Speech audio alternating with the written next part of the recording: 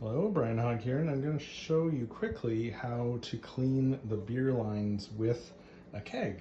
You don't necessarily need one of those pumps that circulates it through.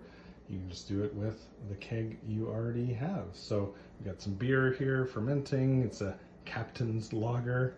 It's brewed with Earl Grey tea, Earl Grey beer. It's funny.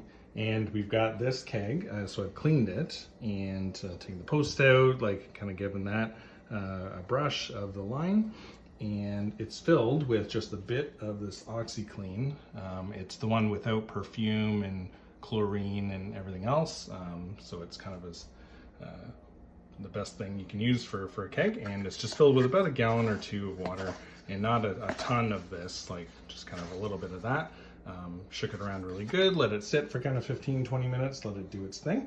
So now that's ready to go, and now that this thing is clean, I can pump this through the line. So all I got to do, I've got this set to a pretty low PSI, just a few PSI, just enough to kind of push it through the line. And now if I connect this to the in, not the out, I need to go to the gym more during quarantine, because there we go. So now that's in there, and so that's just filling up. And then I've got my line here that I want to clean, still full of some of the beer that was in the keg before. Pop that in the out. There we go.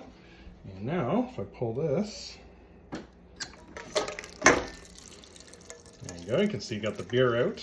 Now this is kind of flushing it through with some oxyclean. There we go. Now all I'm going to do, so now the line is filled with the oxyclean, so I'm going to let it sit for about 15-20 minutes. It doesn't need to be this high PSI to blast anything out.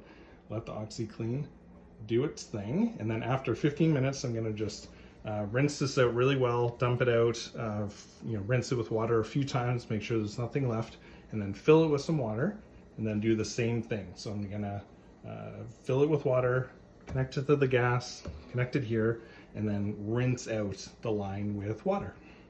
And then the last step would be to then dump out the water, fill it with a bit of Star San to sanitize both the keg, and then flush the line out with some Star San to sanitize it, because this is cleaning it, but it's not actually sanitizing it.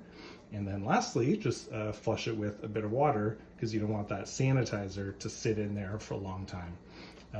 So that's about it. So that's how you use the keg you already have to clean your beer lines.